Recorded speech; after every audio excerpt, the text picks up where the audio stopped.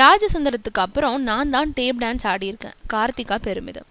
செலக்டிவா படங்களை பண்ணக்கூடியவர் எஸ்பி ஜனநாதன். இயற்கை, பேராண்மைன்னு சில படங்களை மட்டுமே இயக்குனவர் பல ஆண்டு இடைவெளிக்கு அப்புறம் இப்போ புறம்போக்குன்ற படத்தை இயக்குறாரு.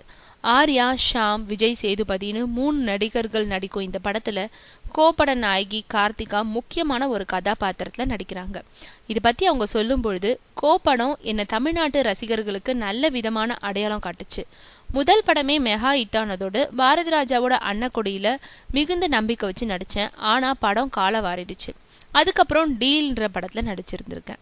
இந்த நிலையில கண்ட படத்துல நடிச்சு பேரை கெடுத்துக்க கூடாதுன்றதுக்காக தரமான கதைகள்ல மட்டுமே நடிக்கிறதுன்ற முடிவுல இருந்து வந்த நேரம் தான் எஸ்பி ஜனநாதன் இயக்கும் புறம்போக்கு படத்துல நடிக்க அழைப்பு வந்துச்சு. வித்தியாசமான இயக்குனருன்றதுனால நம்பிக்கையோட கதை கேட்டேன். நான் எதிர்பார்த்ததை விடவும் அற்புதமான கதையா சொன்னாரு. அதுலயும் என் கேரக்டர் ரொம்ப வித்தியாசமானது. இதுவரை மென்மையான பெண்ணாக நடிச்சிட்டு வந்தேன்னா இந்த படத்துல கரடுமுரடான கதாபாத்திரத்துல நடிக்கிறேன். வீடியோ கேம் மூலம் பிரபலமான வீராங்கனை லாரா கிராஃப்ட்ன்ற கெட்டப்ல நடிக்கும் எனக்கு ஆக்ஷன் காட்சிகளும் இருக்கு. குறிப்பா ஒரு பாடல்ல டேப் டான்ஸ் ஆடி இருக்கேன். இதுக்கு முன்னாடி தமிழ்ல பூவெல்லாம் கேட்டுப்பார் படத்துல நடன மாஸ்டர் ராஜசுந்தரம் தான் ஒரு பாடல்ல அந்த நடனத்தை ஆடி இருந்தாரு. அதுக்கப்புறம் தமிழ்ல நான் தான் ஆடுறேன்.